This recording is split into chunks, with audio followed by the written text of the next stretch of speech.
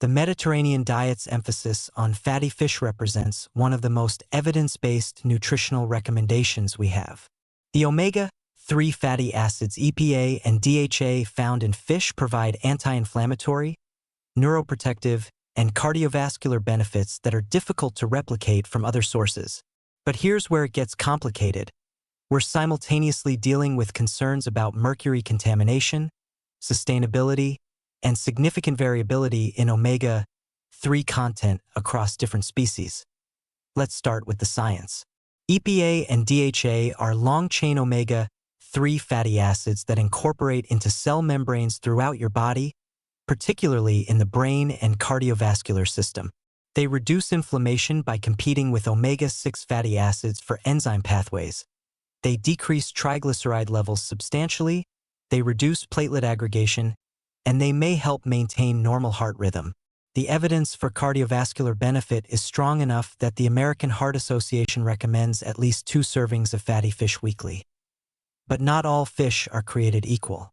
Salmon provides about 1,500 to 2,000 milligrams of EPA plus DHA per 3-ounce serving.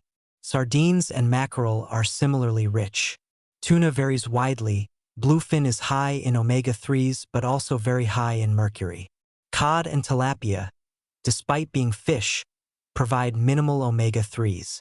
This matters because therapeutic doses for reducing triglycerides or inflammation are typically 2 to 4 grams of EPA plus DHA daily. 2 servings of salmon weekly gives you roughly 3 grams total, which is meaningful but not therapeutic. Now the mercury problem. Larger, longer-lived predatory fish accumulate more mercury.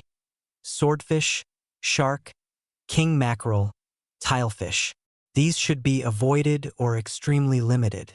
Moderate mercury fish include tuna steaks and canned albacore tuna.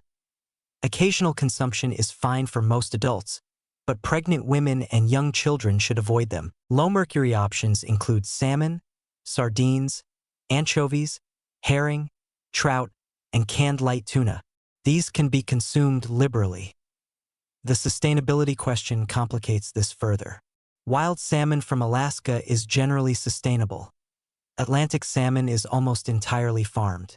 Farmed salmon has lower omega-3 content than wild, contains more omega-6 fatty acids, and raises environmental concerns depending on farming practices. However, farmed salmon still provides substantial omega-3s and remains a reasonable choice, particularly from better managed operations. Sardines and anchovies are among the most sustainable options. Small, fast reproducing, low on the food chain. Here's a practical weekly protocol. 2 servings of fatty fish minimum, choosing from salmon, sardines, mackerel, herring, or trout. 1 serving could be wild-caught salmon, the other canned sardines. This provides roughly 3 to 4 grams of EPA and DHA weekly.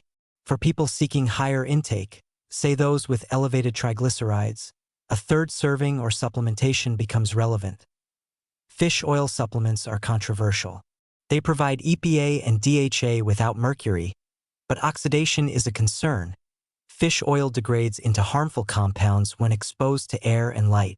Quality matters enormously, and whole fish provides additional nutrients, selenium, vitamin D, protein, that supplements lack. The current evidence slightly favors whole fish over supplements for general health, though supplements have a role for specific therapeutic targets.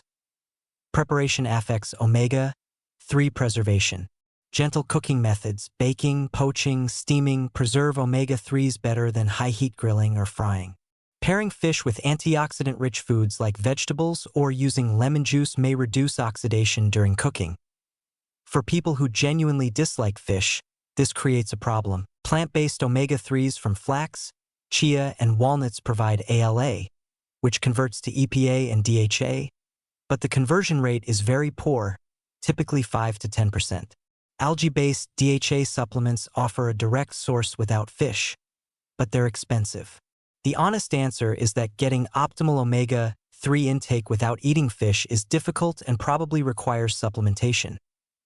The balanced approach here is choosing lower mercury, more sustainable options like salmon, sardines, and smaller fish, consuming them 2 to 3 times weekly, preparing them with gentle methods, and assessing individual omega-3 status through blood testing if you're using omega-3s therapeutically for specific conditions.